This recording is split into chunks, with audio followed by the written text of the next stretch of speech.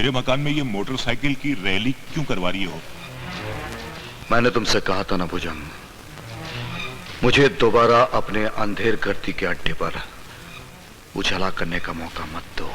बड़े भैया, भले मेरा घर फूंक दो, मेरे इस मकान को मकबरा बना दो, लेकिन भैया मेरा कसूर तो बताओ। विजय पर हमला। विजय? वो कॉलेज स्टूडेंट? अब भुजंग इतना बड़ा खलीफा नहीं है कि आपकी खिलाफत करवा सके और उस विजय पर हमला करा सके जिस पर आपकी खास मेहरबानी है। बड़े भैया, मेरे घर की वो खिड़की जो कॉलेज की दिशा में खुलती है ना, मैंने तो वो भी बंद करवा दी, आपकी कसम। उस हमले का मेरे पास चश्मदीद गवाह है। अपने आदमियों से कहो कि सीधी लाइन बनाकर मेरे सामने खड़े हो जाए। चलो उठो उठो उठो उठो, बड़े भैया के सामने लाइन लगाओ, खड़े हो जाओ, शाबाश, खड़े हो जाओ, लाइन लाइन लाइन। हाँ राजाराम जी। जी साहब। इनमें से कोई था?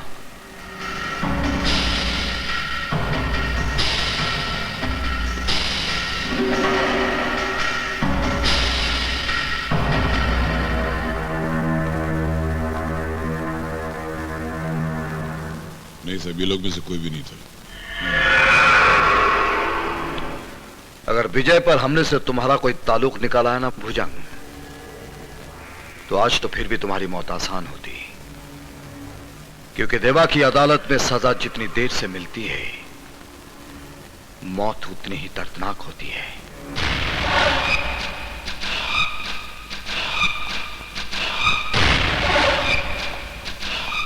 घबराइए मत माँ जी, डॉक्टर ने कहा है ना सब ठीक हो जाएगा। चिंता करने की कोई बात नहीं है। माँ जी प्लीज धीरज रखिए।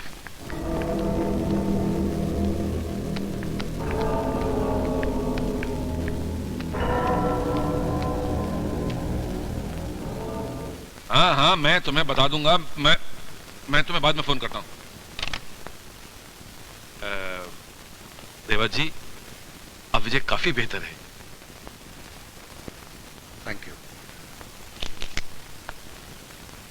इसे रख लीजिए। इसकी कोई वैसे कब तक इसे हॉस्पिटल में रहना पड़ेगा? जख्म भी ताजा है, 10-15 दिन के लिए चलना फिरना मुमकिन नहीं है।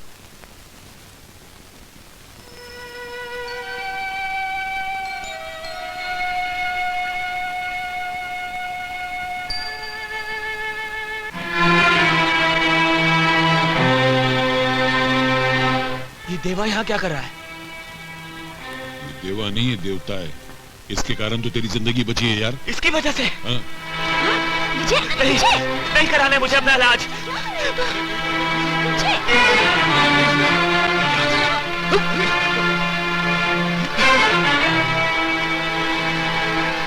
कुछ पापों का प्रायश्चित नहीं होता, कुछ गुनाहों की सजा के लिए एक जिंदगी की उम्र कम पड़ती है।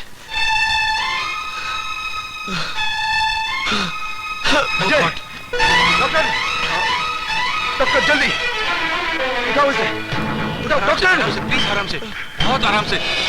जख्म गहरा है। प्लीज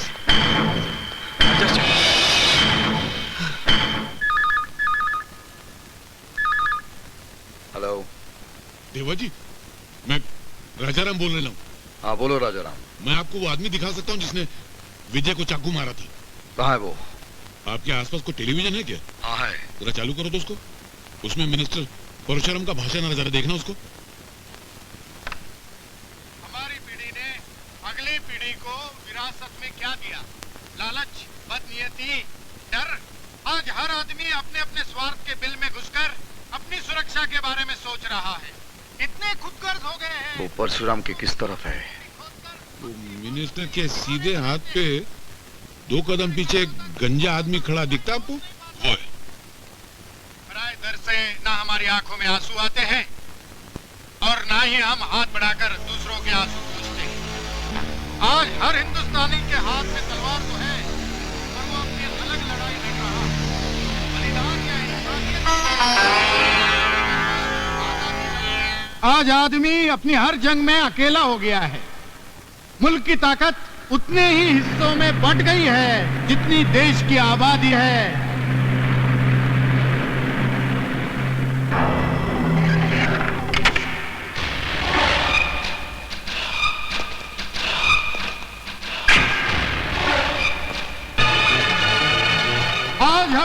कमजोर हो गए हैं कि कोई भी आकर हमारी हस्ती पर कब्जा कर सकता है। मुजरिमों के खिलाफ खड़ा होने के बजाय उन्हें देखकर हमारे पैर कांपने लगते हैं। यही वजह है कि गली गली, मोहल्ला मोहल्ला, सड़क सड़क, शहर शहर ये नए नए असामाजिक तत्व पनप रहे हैं। कानून और व्यवस्था पर कुंडली जमा कर बैठ गए हैं। ये दादा लोग हाथ में हथियार थामकर आवाम पर हावी हो रहे हैं। देवा तेरी तलाश में आया है, तू खिसक ले। हाँ, तो मैं क्या कह रहा था कि सरकार इसमें कुछ नहीं कर सकती। ये जंग आप लोगों को खुद लड़नी होगी।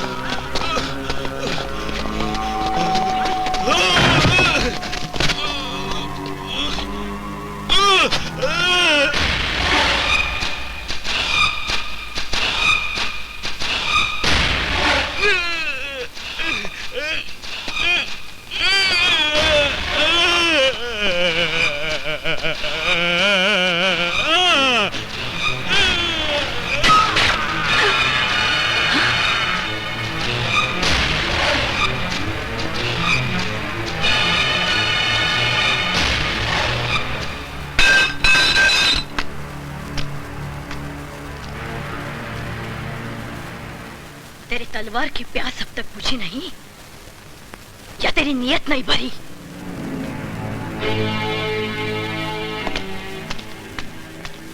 ए बहन, मुंह खोलने से पहले कुछ सोचना चाहिए।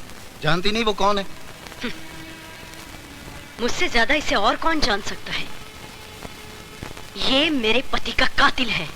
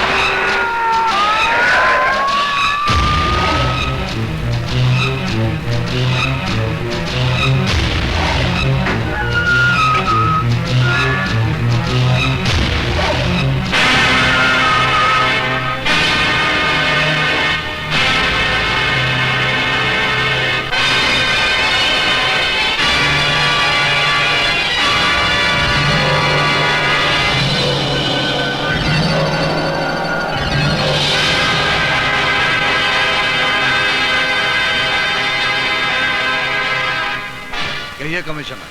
कैसे आना हुआ? तुम्हें वार्न करने।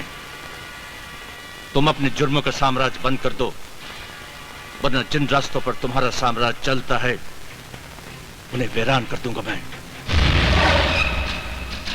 जो खुद वीरानों में जिंदगी गुजारते हों उसे वीराने की धमकी मत दो कमिश्नर।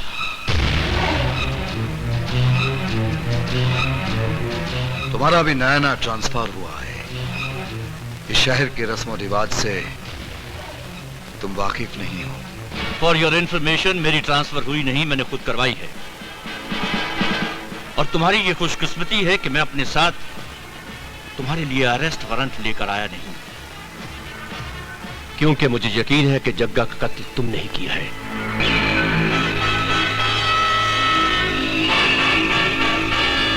तो फिर गिरफ्तारी में देरी क्यों? इसलिए कि तुम जैसे मुजरिम ये अच्छी तरह से जानते हैं कि सिर्फ पुलिस की गवाही अदालत मंजूर नहीं करती, और लोगों ने तुम्हारे खौफ से अपनी जबानों पर ताले लगा रखे हैं। आपकी मजबूरी पर वाकई अफसोस हो रहा है कमिश्नर।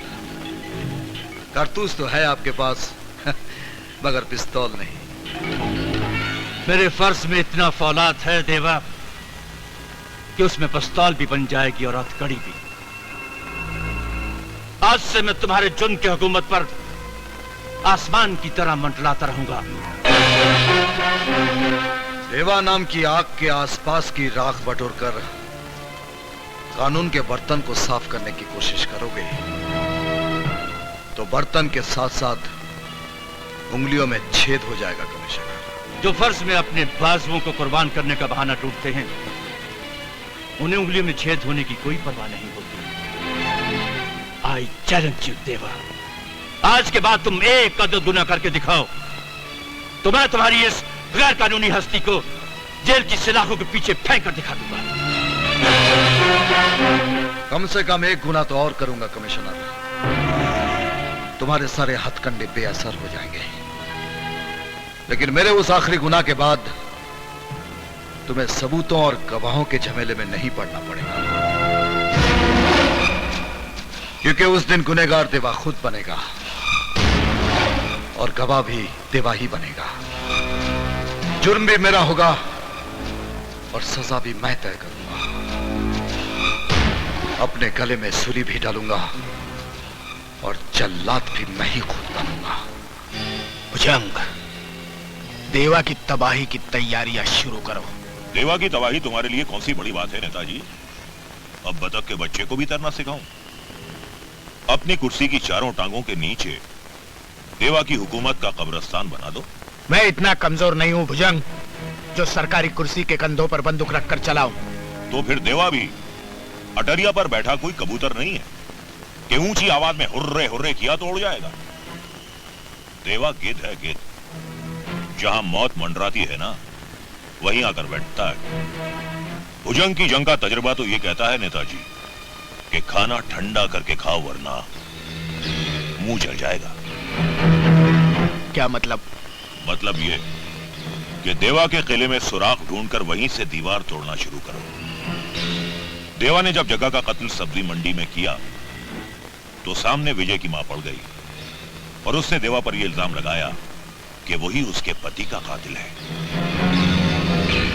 देवा अगर विजय के बाप का कातिल है तो विजय के बारे में इतनी हमदर्दी क्यों जताता है? यही बात तो मेरी शैतानी खोपड़ी सोचने पर मजबूर हो गई है। कोई ना कोई जायज या नाजायज रिश्ता है इनके बीच। अगर रिश्ते का पता चल जाए तो उस रिश्ते की डोर से बड़े प्यार से खेला जा सकता है।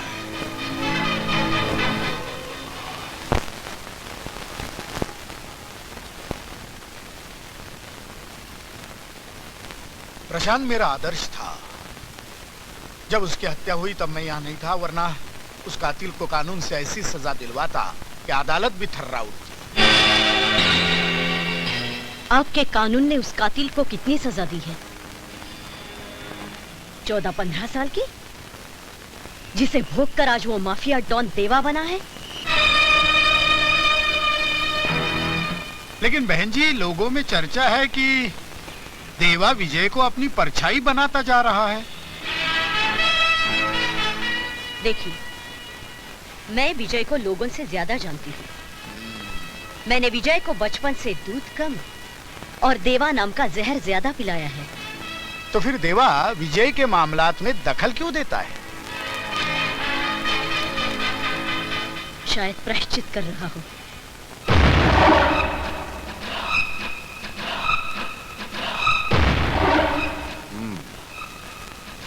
तो मिनिस्टर विजय के घर तक पहुंच गया है। जग्गा की मौत उसके गले से नहीं उतरी, इसलिए बस्ती के जरिए मुझ तक पहुंचने की कोशिश कर रहा है।